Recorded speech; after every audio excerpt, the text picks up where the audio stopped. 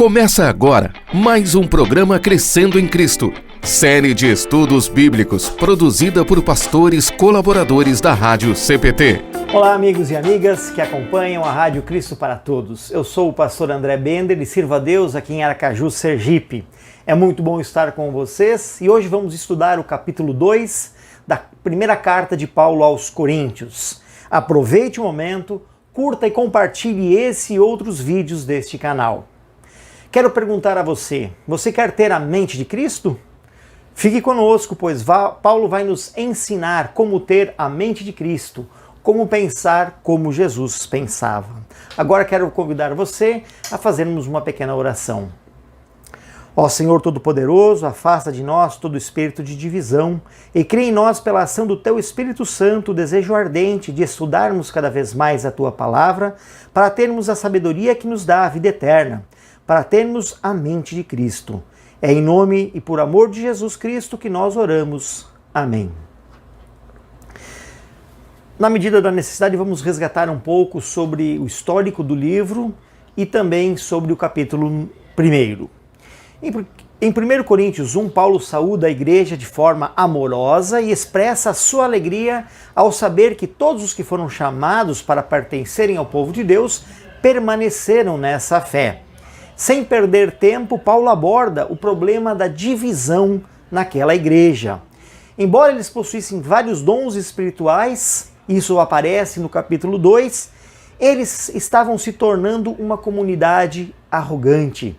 Seus dons, em lugar de edificar, começaram a ser motivo de divisão. E aí eles começaram a dizer: eu sou de Paulo, eu sou de Apolo, eu sou de Pedro, ou ainda, eu sou de Cristo. E Paulo repreende essa atitude e afirma que o mais importante é a mensagem da cruz.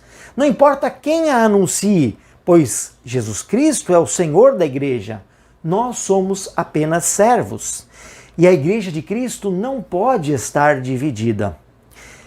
Deus escolheu aquilo que o mundo rejeita. Somos fracos e insignificantes para o mundo. No entanto, o Deus eterno quis revelar a sua grandeza através dessa insignificância. Essa é a mensagem da cruz e tem o poder de combater o orgulho e o egoísmo que são próprios do ser humano ainda não regenerado.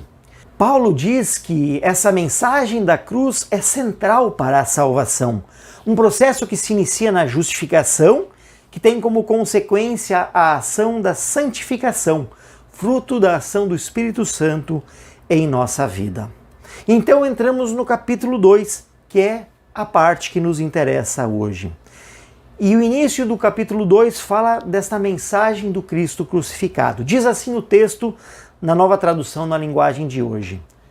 Versículo 1. Meus irmãos, quando fui anunciar a vocês a verdade secreta de Deus, não usei muitas palavras nem grande sabedoria, porque quando estive com vocês, resolvi esquecer tudo, a não ser Jesus Cristo e principalmente a sua morte na cruz. Quando visitei vocês, eu estava fraco e tremia de medo.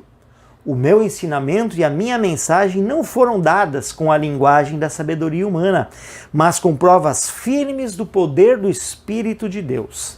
Portanto, a fé que vocês têm não se baseia na sabedoria humana, mas no poder de Deus. Versículo 6. Porém, para os que são espiritualmente maduros, anunciamos uma mensagem de sabedoria, mas não é de uma sabedoria deste mundo, nem a dos poderes que o governam e que estão perdendo o seu poder. A sabedoria que anunciamos é a sabedoria secreta de Deus, escondida dos seres humanos, a sabedoria que o próprio Deus, antes da criação do mundo, já havia escolhido para a nossa glória. Nenhum dos poderes que agora governam o mundo conheceu essa sabedoria, pois se tivessem conhecido, não teriam crucificado o glorioso Senhor. Porém, como dizem as Escrituras Sagradas, o que ninguém nunca viu nem ouviu e o que jamais alguém pensou que podia acontecer, foi isso que Deus preparou para aqueles que o amam. Mas foi a nós que Deus, por meio do Espírito, revelou o seu segredo.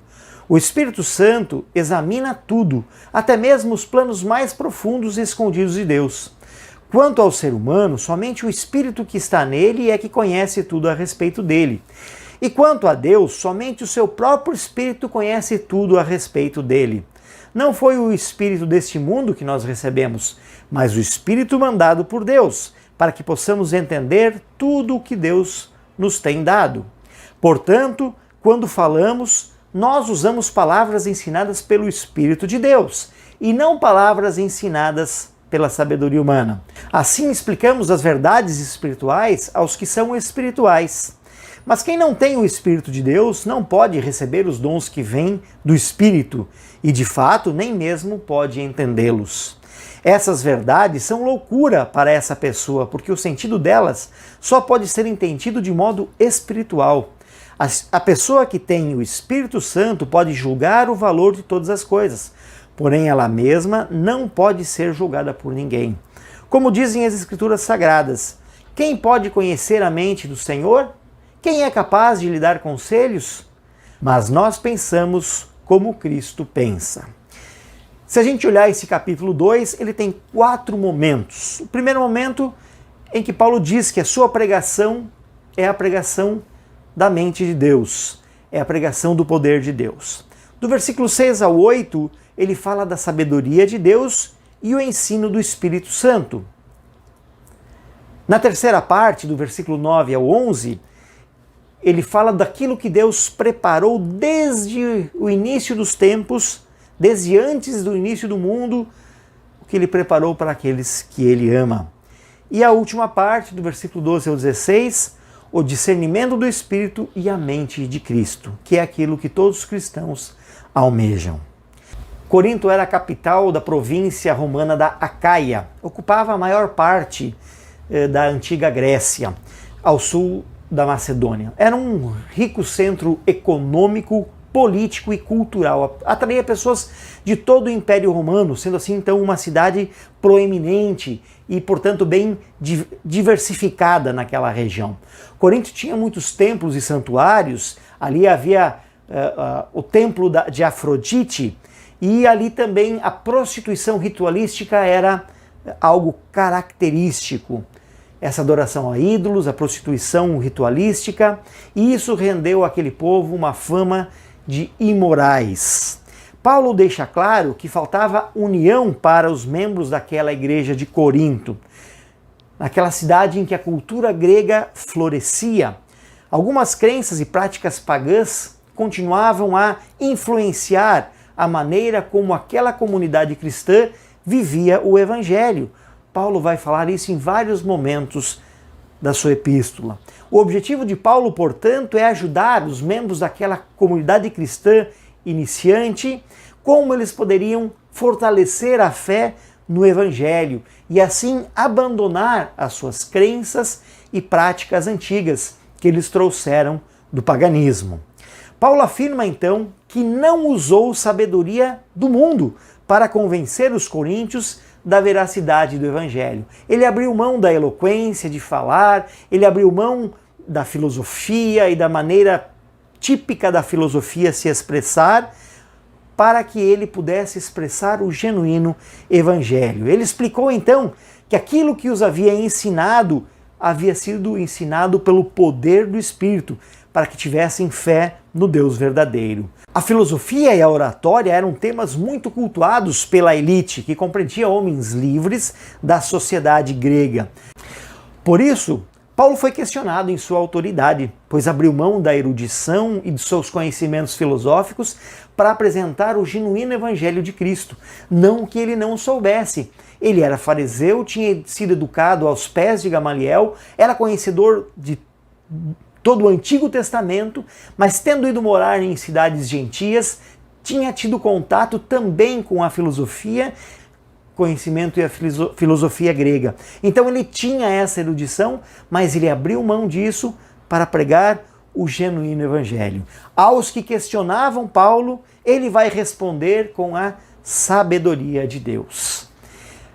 Paulo, por 3 vezes, fala de um mistério.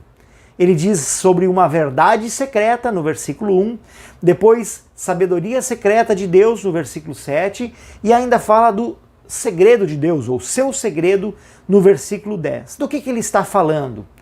A palavra grega ali significa literalmente mistério. mas hoje não é mais secreta, não é mais segredo. Paulo está falando do Evangelho, da salvação através do sacrifício de Jesus. Em outras palavras, esse mistério é a verdade a respeito da pessoa e da missão de Cristo, sobre o qual Paulo vai falar em vários outros textos, em várias outras dos seus escritos. Em Romanos 11, 25, Colossenses 1, 26 e 27, em Colossenses 2, 2, em Colossenses 4, 3, em Efésios 3, 1 a 13. Para contrapor a sabedoria e o conhecimento desse mundo, Paulo fala do mistério de Deus preparado desde a antiguidade para a humanidade. Mas isso foi considerado loucura pela sabedoria do mundo.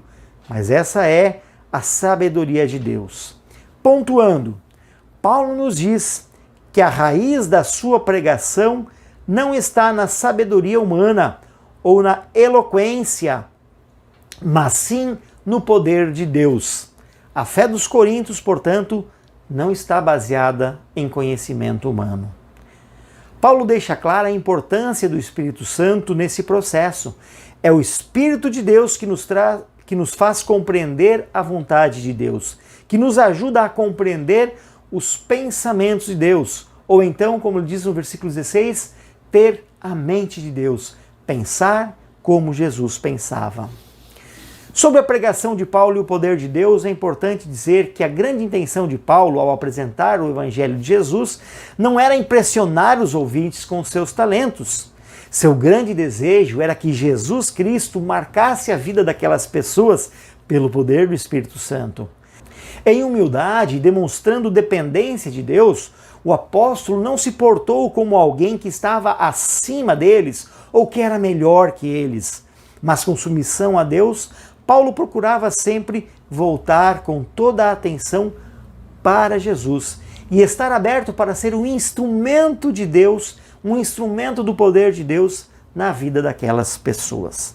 Pensando nos dias atuais, estamos cercados de tecnologia e conhecimento.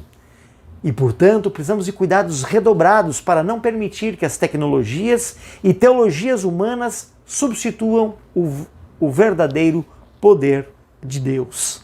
Pelas redes sociais temos tido acesso a muito material religioso, a muito vídeo bonitinho, com palavras e imagens que agradam o ouvido e aos olhos humanos, mas que muitas vezes não encontram respaldo na palavra. Se Cristo e a sua ação e a sua missão de salvação, juntamente com o ensino do Espírito Santo, não são o centro desse conteúdo, não são o centro dessas pregações, o centro desses vídeos e dessas mensagens, então, portanto, esse material não corresponde ao Evangelho pregado por Paulo e ensinado nas Escrituras Sagradas. Sobre a sabedoria de Deus. Muitos estudiosos de todas as áreas dizem não acreditar nesse Deus bíblico. Eles muitas vezes acham que somos frutos de um acaso. A razão humana, por não encontrar respostas dentro de sua lógica e de sua forma de pensar para as questões clássicas da humanidade, quem sou, de onde vim, para onde vou, esta filosofia e esta razão humana nega a Deus e seus efeitos e seus feitos narrados nas Escrituras. O poder da pregação cristã não está nos seus pregadores, mas nela mesma, a palavra de Deus. Ainda que antiga, a Bíblia não é velha, mas é sempre atual e mais sábia que todo o conhecimento humano. Paulo nos mostra que a sabedoria de Deus é muito superior ao conhecimento humano e por mais que nos esforcemos, o Senhor sempre nos surpreenderá. No versículo 14, é preciso ter o Espírito do Senhor para poder entender como a morte de Jesus é a fonte de vida para todos os que creem.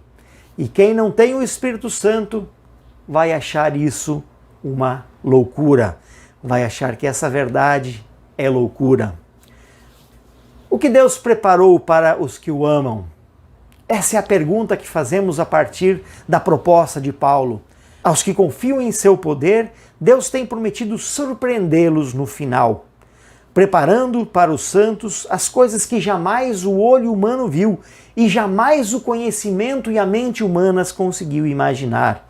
O Senhor guia o seu povo por meio de uma esperança viva, garantida pela ressurreição de Jesus Cristo. E este é o próprio Evangelho. Portanto, esta leitura não tem momento mais apropriado que não agora, nesta Semana Santa, em que vamos lembrar o sofrimento de Jesus, vamos ver o quanto foi humilhado pelas autoridades religiosas, pelo povo em geral, mas que desta humilhação Deus exaltou, tornando-o o Salvador de todas as pessoas. Esta verdade do Evangelho, que não é loucura para Deus, é loucura para o mundo, elas são ensinadas aos corações por meio do Espírito Santo, que conhece a mente de Deus e faz a mediação do relacionamento entre Deus e o ser humano, entre o onisciente e aquele que só sabe ou vê uma parte da totalidade, entre o santo e o pecador. Deus tem preparado grandes coisas para você e para mim.